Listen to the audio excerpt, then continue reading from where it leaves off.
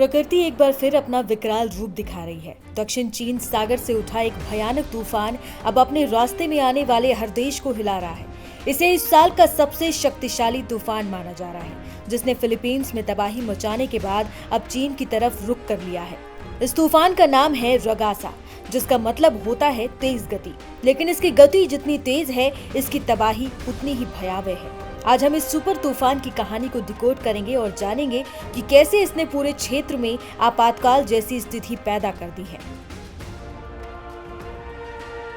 रगासा तूफान ने सबसे पहले फिलीपींस में दस्तक दी, जहां इसकी गति 295 किलोमीटर प्रति घंटा दर्ज की गई। इसने बड़े बड़े पेड़ों को जड़ से उखाड़ दिया, इमारतों की छतें उड़ा दी और बड़े पैमाने पर भूस्खलन हुआ। इस तबाही में कम से कम 2 लोगों की जान चली गई और हजारों लोग अपना घर छोड़कर सुरक्षित स्थानों पर शरण लेने को मजबूर हो गए।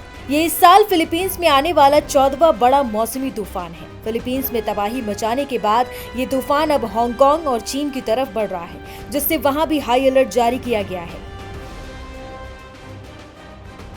तूफान की भयावहता को देखते हुए हांगकांग इंटरनेशनल हवाई अड्डे को 23 से 25 सितंबर तक के लिए बंद कर दिया गया है। इसके अलावा मकाऊ और हांगकांग समेत कई इलाकों में स्कूल और कॉलेज भी बंद कर दिए गए हैं। चीन के दक्षिणी प्रांत फुजियान और गुआंगडोंग में बड़े पैमाने पर लोगों को सुरक्षित जगहों पर भेजा जा रहा है।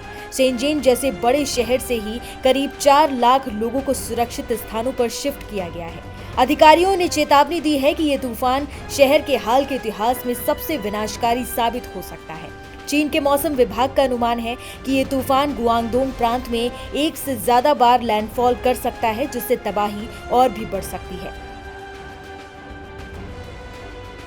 हांगकांग वेधशाला ने रगासा को लेकर अपनी तीसरी सबसे बड़ी तूफानी चेतावनी T8 जारी की है। वेधशाला के मुताबिक तूफान ने समंदर में 4 मीटर ऊंची लहरें पैदा की हैं और हवाओं की गति 300 किलोमीटर प्रति घंटे तक पहुंचने की आशंका है। रगासा का कहर सिर्फ जानमाल तक सीमित नहीं है, बल्कि इसने पूरे क्षेत्र में हवाई और समुद्री यातायात को पूरी तरह से रोक दिया है।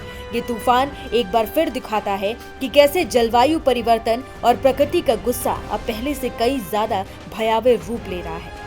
बता दें कि चीन को 2017 का टाइफून हाथो और 2018 का टाइफून मैंगखुट आज भी याद है। इन तूफानों ने हांगकांग को अरबों डॉलर का नुकसान पहुंचाया था। अधिकारियों को डर है कि रगासा भी उतनी ही या शायद उससे भी ज्यादा तबाही मचा सकता है।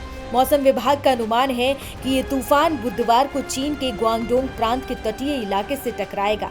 अकेले इसी प्रांत से 3,70,000 से ज्यादा लोगों को सुरक्षित जगहों पर पहुंचाया जा चुका है। शेनज़ेन एयरपोर्ट ने अपनी सारी फ्लाइट्स रोक दी हैं। स्कूल, कॉलेज, बिजनेस सब कुछ धीरे धीरे बंद किया जा रहा है। ये सिर्फ एक तूफान की खबर नहीं है, ये एक रिमाइंडर है कि हम प्रकृति के सामने कितने छोटे हैं। एक तरफ इंसान टेक्नोलॉजी और विकास की बात करता है और दूसरी तरफ प्रकृति की एक ही लहर सब कुछ रोक देती है। हम उम्मीद करते हैं कि इस तूफान से कम नुकसान हो और सभी लोग सुरक्षित रहें। रगासा तूफान ने दुनिया को एक बार फिर से याद दिलाया है कि प्रकृति की शक्ति के सामने इंसान कितना छोटा है।